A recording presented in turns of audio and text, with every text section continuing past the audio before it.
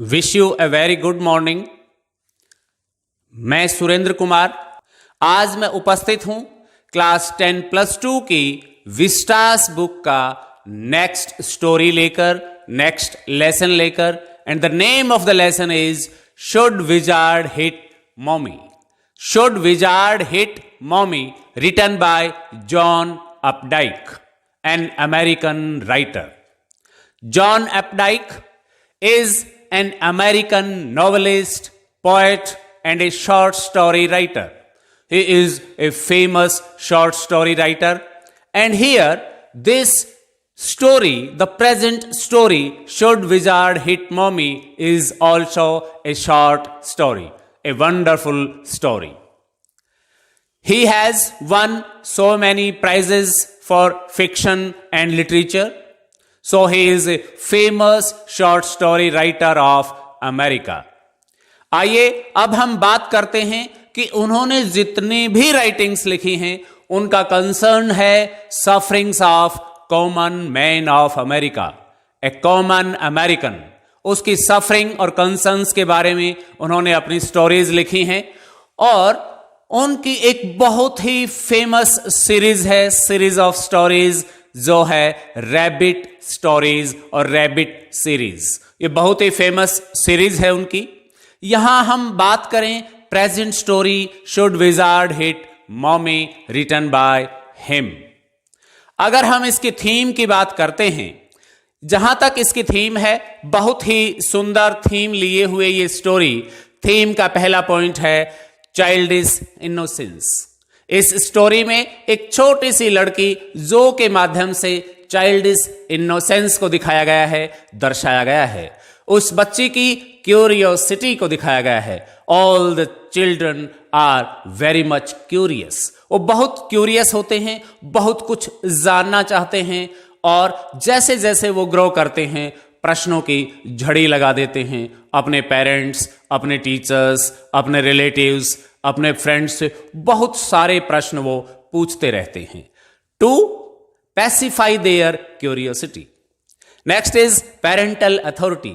This story expresses the parental authority कि किस प्रकार से पेरेंट्स अपनी ही बात पर अडिग रहते हैं, अपनी बात को मनवाने के लिए बच्चों पर प्रेशर डालते हैं और बच्चों की बात को अनसुना कर देते हैं।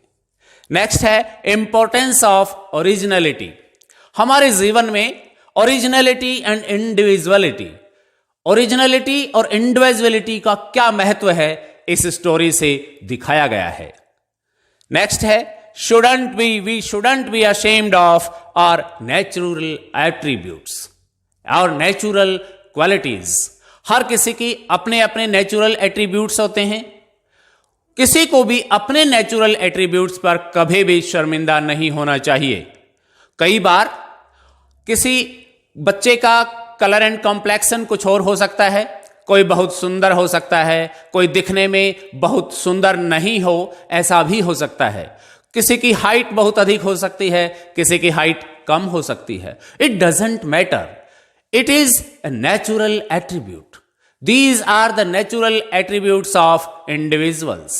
We should never be ashamed of our natural attributes, because this is not the real thing that makes a personality. Next is curiosity among children. Curiosity को यहां एक्सप्रेस किया गया है। How are the children curious? They are very much curious. We must satisfy their questions, their curiosity.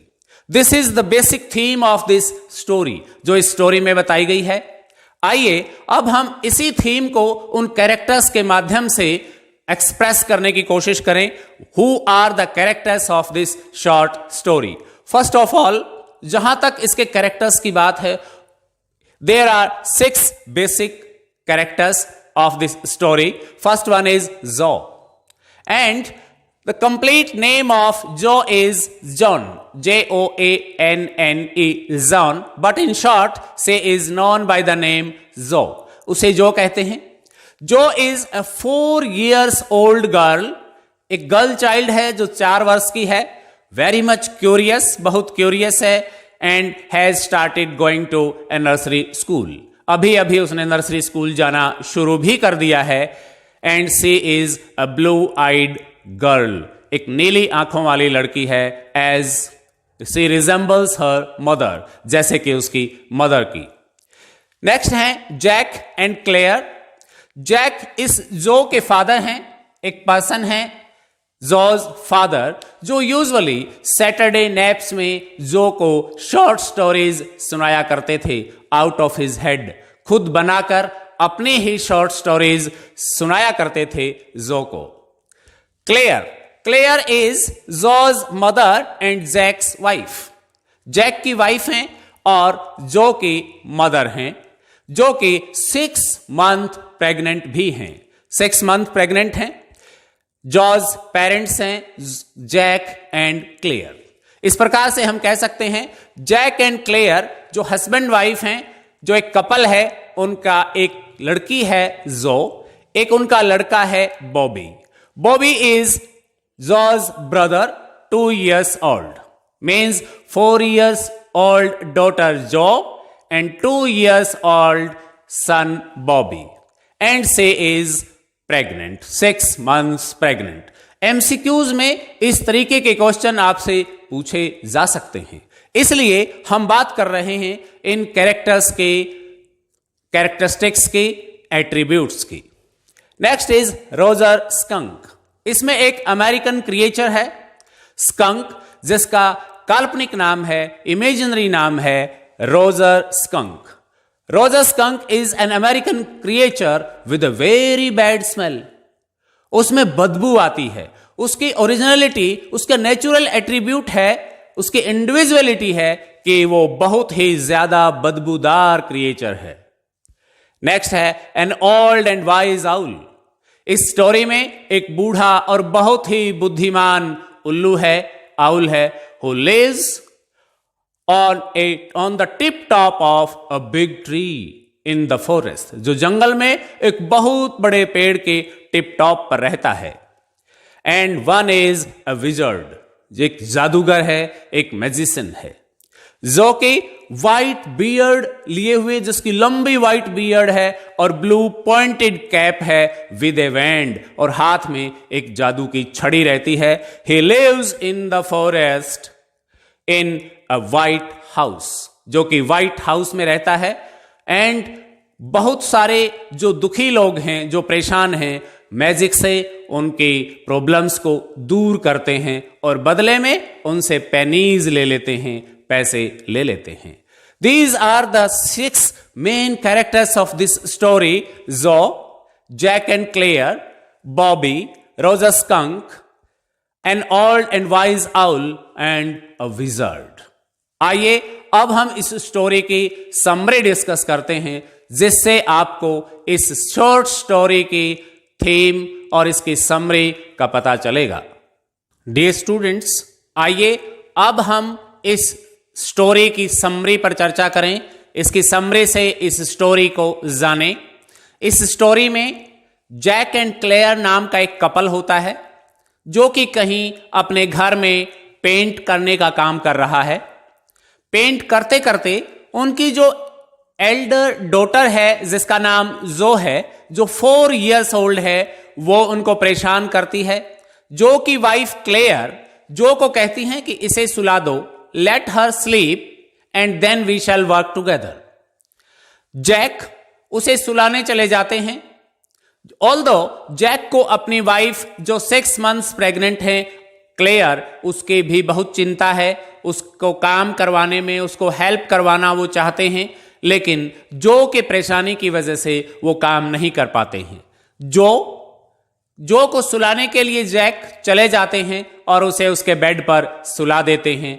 और जिस प्रकार से एक कस्टम है, उसको सैटरडे नैप के लिए, दिन में, शाम को, इवनिंग्स में सुलाने के लिए उसे कुछ स्टोरीज जैक यूजुअली सुनाते आ रहे हैं, जो कि पिछले 2 साल पुराना कस्टम है। Story telling for 2 years। वो जो को 2 साल से, जब उसकी उम्र 2 साल थी, 2 वर्ष थी, तब से उसे एक स्टोरी सुनाते रहते हैं विद अ स्लाइट वेरिएशन। थोड़ा सा चेंज करते हुए, और वो स्टोरीज होती हैं short stories out of his on head. खुद बनाकर वो कहानियां उसे सुनाते हैं, short stories out of his on head. उसमें एक हीरो होता है, एक कैरेक्टर होता है, मेन कैरेक्टर, जिसका नाम रोजर होता है। उस स्टोरी में रोजर अवश्य होता है। वो क्रिएचर कुछ भी हो, हर दिन क्रिएचर बदलता रहता है। उस रोजर नाम के क्रिएचर की कुछ प्रॉब्लम्स होती हैं। वो अपनी प्रॉब्लम्स को दूर करने के लिए जंगल में, फॉरेस्ट में एक ओल्ड वाइज आउल के पास जाता है। वाइज आउल उसकी प्रॉब्लम को सुनता है और उसे एक विजार्ड के पास भेज देता है। विजार्ड कुछ पेनीज लेता है और उसके प्रॉब्लम की कहानी सुनकर उसकी प्रॉब्लम को दूर कर देता है। इन दिस वे जो भी रोजर क्रिएचर है वो अपने घर चला जाता है। बोस्टन से अपने पापा को ट्रेन में आते हुए, उसकी ट्रेन की विसल सुनते हुए उसके पापा आते हैं, और उसके बाद they have supper and the story ends. वो बहुत ही अच्छा सपर करते हैं और इस प्रकार से story ends with A happy ending. एक बहुत ही खुशनुमा एंडिंग के साथ वो स्टोरी समाप्त हो जाती है। कभी वो रोजर फिश होता है, कभी रोजर स्क्विरल होता है, कभी रोजर चिपमंक होता है।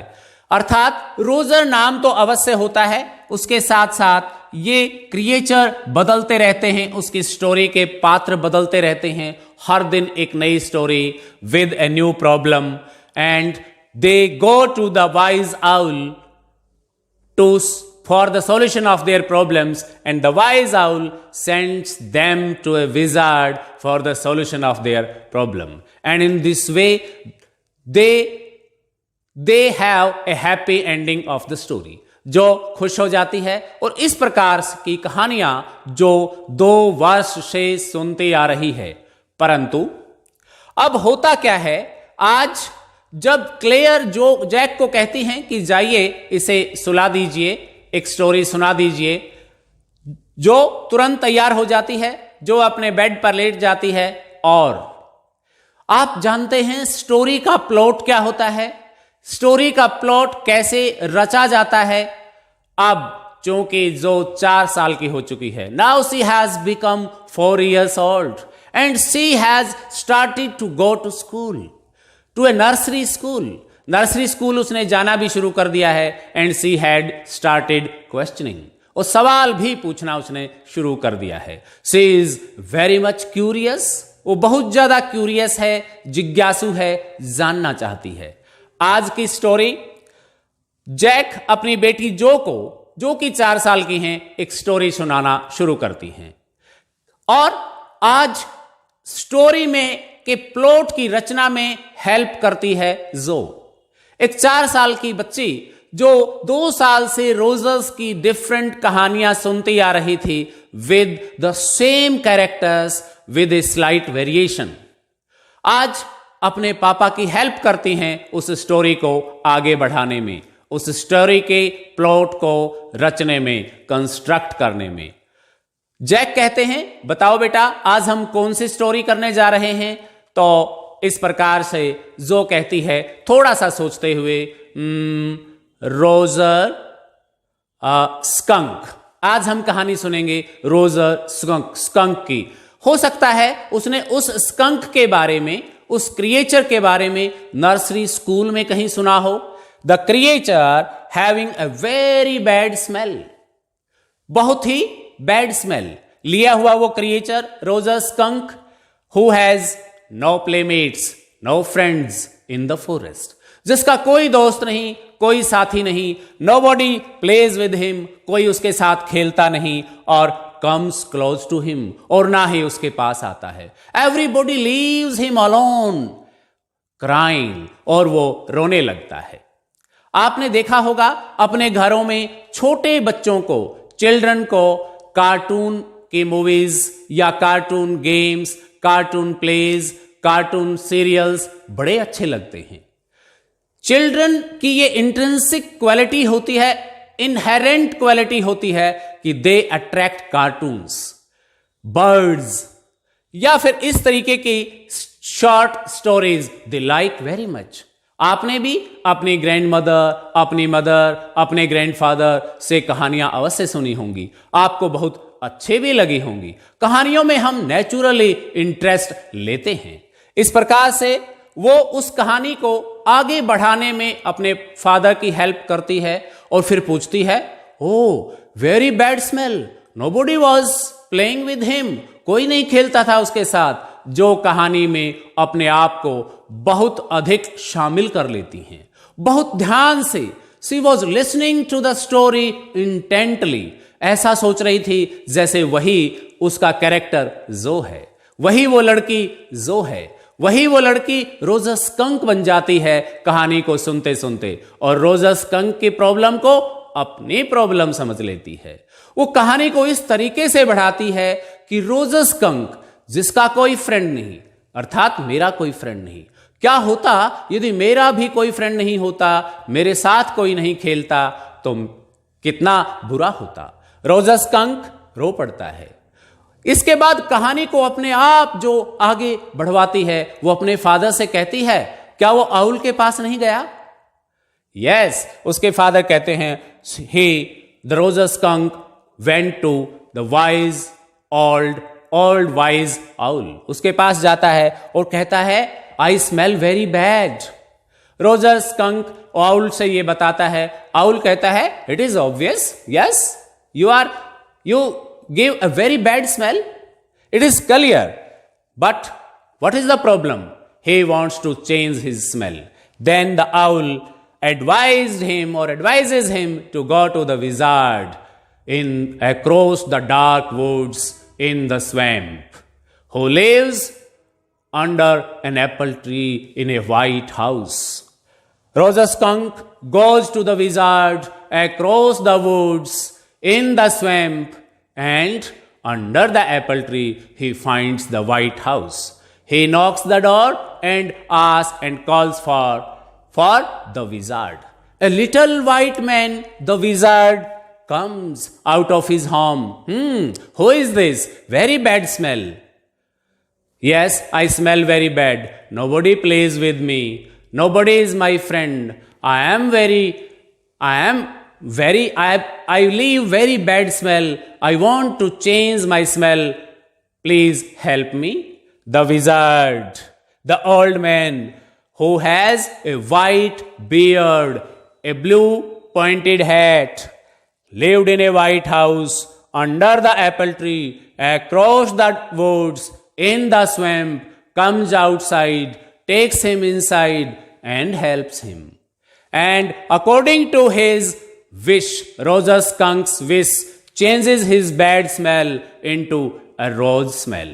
वो कहता है आपको कैसी स्मेल चाहिए, वो रोज की स्मेल की डिमांड करता है, और वो अपना मैजिक वैंड लेकर एब्रा का डाबरा बिंगो कहते हुए उसकी स्मेल को चेंज कर देता है। In this way it makes the Rojas skunk very much happy.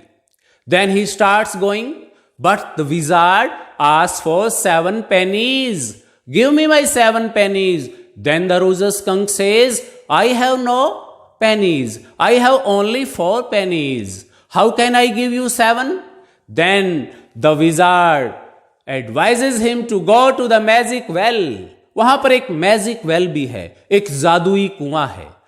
उस जादुई कुएं की, उस मैजिक वेल की एक विशेषता है, उसके जितने चक्कर आप लगाओगे उतनी ही पेनीज आपको उसमें मिल जाएंगी। वो उसे मैजिक वेल जो कि at the end of the lane है, उस पे जाने की सलाह देता है, और इस प्रकार से रोजस स्कंक उस मैजिक वेल तक जाता है। Turn around 3 times and take 3 pennies from the well, and goes to the wizard again, handed him over 7 pennies, और उसे 7 pennies दे देता है, और 7 pennies देकर he goes to the forest happily, और इस प्रकार से खुशी खुशी से उस जंगल में चला जाता है। All the wild animals, all the forest creatures comes around him. They were very happy. Today they do not run away from him. They start playing with him, वो उसके साथ खेलना शुरू कर देते हैं। They played basketball, football, soccer, hockey, lacrosse, pickup sticks and many more games. बहुत सारे गेम खेलते हैं और इस प्रकार से दिन ढल जाता है, शाम हो जाती है। जैसे ही शाम होती है, Roger Skunk goes to his home, वो अपने घर जाता है जैसे यूजुअली जाता था, लेकिन आज रोते हुए नहीं, बड़ा खुश होकर जाता है।